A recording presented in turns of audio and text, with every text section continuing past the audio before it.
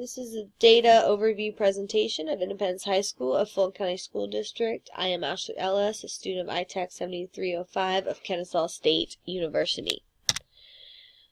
This data overview presentation is going to compare the demographic data of the school over a 3-year period. We will compare the spring 2015, fall 2015, winter 2015, and spring 2016 milestones EOC assessment, specifically in the content of U.S. history. We will also compare the spring 2015 administration of this EOC assessment throughout the district as well as to the state. The intended audience for discussion and presentation of the data is the faculty and administration of Independence High School.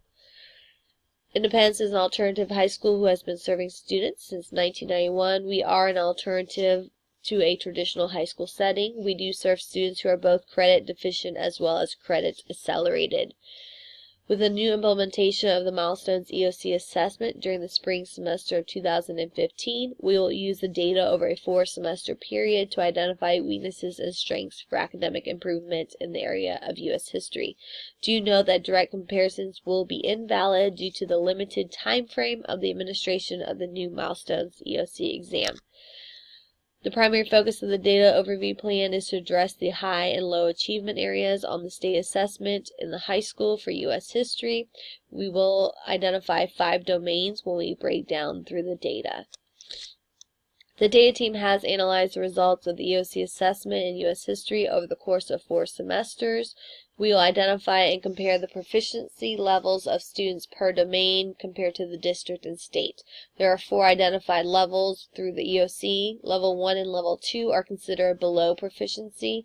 Level 3 and Level 4 are considered meeting proficiency, with that Level 4 also categorized as exceeding proficiency. This first graph is going to show the demographics of the school over a 3-year period for the years of 2013 and 2015. You will note that this source of data came from the month of October for all 3 years. This is important to note due to the continuous enrollment throughout our school year. You'll notice in 2013 through 2015, the majority of our student population is made up of the subgroups of Hispanic and African American. You will have seen a decrease in the population of the Caucasian students from 2013 down here to 2015. These are the student subgroups per semester for the EOC assessments. In spring 2015, you see an even split between Hispanic and Caucasian students. You'll see from fall 2015 and winter, majority of the students' population was made up of Hispanic and African American students.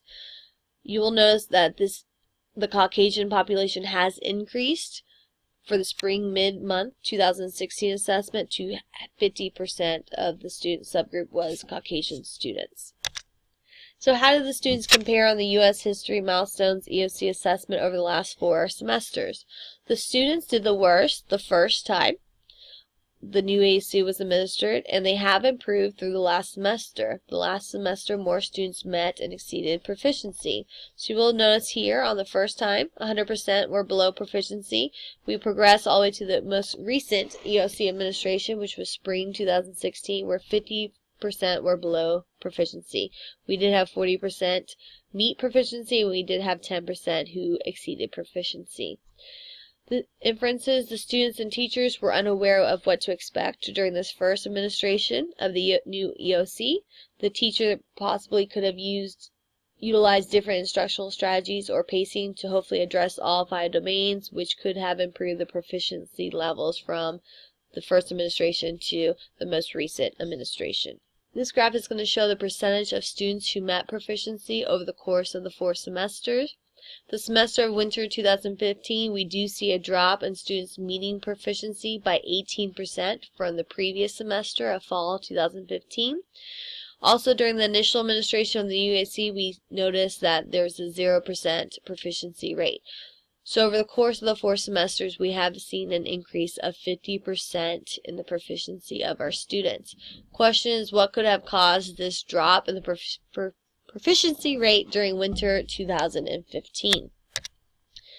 This graph is going to show the low achievement scores over the 4 semesters.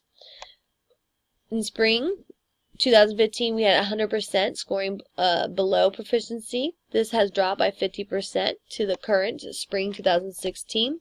Inferences: due to teachers not being able to predict the new test format and or questions, the first semester of the administration could have presented the lowest achievement scores. As the semesters do progress, hopefully the low achievement scores do decline once students are comfortable with the format of the new EOC and teachers are understanding what is being tested on the new assessment. Alright, we're going to dive deeper into the data. We're going to look at the low achievement levels per domain. This is going to be a percentage of students who are scoring low achievement on the domains.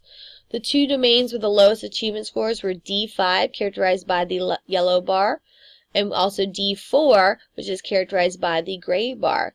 This is the exception to the last administration, where the D4 is a lower percentage. Inferences: the low achievement domains could be due to being the last domains taught during the semester. The teacher could have ran out of time to thoroughly go through this content of these domains. Right, let's compare the data with that of the district as well as the state. Independence does score 24% lower than the state and 28% lower than the district in considering of meeting proficiency. Question is, why is Independence below the proficiency rate of the district as well as the state? If we look deeper into the data and we compare the different percentage of students by achievement level compared to the district and the state, you will notice that the Independence students in this column right here, students are below proficiency by 14% compared to the district as well as compared to the state. We also do not have any distinguished learners during the spring 2015, but we do see an increase later on in our other data. Independence does have a higher percentage rate of below proficiency compared to that of the district as well as the state. So the question is, how can Independence move their students up at least one level on the next EOC administration? It is good to compare the spring 2015 data of Independence with another alternative high school in the school district. Based off the comparison, you'll notice that Independence did meet proficiency by 46% greater than that of McLaren, 62% compared to 16%. 16% of our students were able to meet proficiency compared to 0% of McLaren students were able to meet proficiency. So the question is, even though we are both considered alternative high schools and we serve the same exact students, what factors might have affected that proficiency rate? Could it be the specific student subgroups affecting their low achievement scores? This last graph, we're going to drill even deeper. We're going to look at the domain performance for spring 2015 and U.S. history for the school, district, and state. Based off our observations, Independence does have a higher percentage of students in need of remediation on all 5 domains compared to the district and state. And that's categorized right here. Red is considered for remediation. 80% of our students are in need of remediation in the first domain. So you'll notice that in the yellow columns that are highlighted, that we have a higher percentage of students who are in need of remediation versus acceleration. So Independence does need to focus on remediation and monitoring of the students to be able to improve our achievement results. Based off the data, we can conclude that the students in Independence are making progress in meeting proficiency for the U.S. history EOC. Our instructional changes and pacing of our instruction has had a direct impact on the achievement of the last domains from D4 of D5. Independence does show a lower growth in proficiency percentage rates compared to the district and state, but they do show a higher percentage rate than that of the other alternative school. Overall, over the course of the 4 semesters of the EOC, Independence has shown an increase in proficiency rates from the first semester to the last semester with a 50% increase. Independence is a great school, and we are continuing to improve student performance on all domain levels. If teachers continue to address pacing of content throughout the semester and evenly divide time among all 5 domains. We also do need to note that testing windows do fluctuate based off the traditional high school.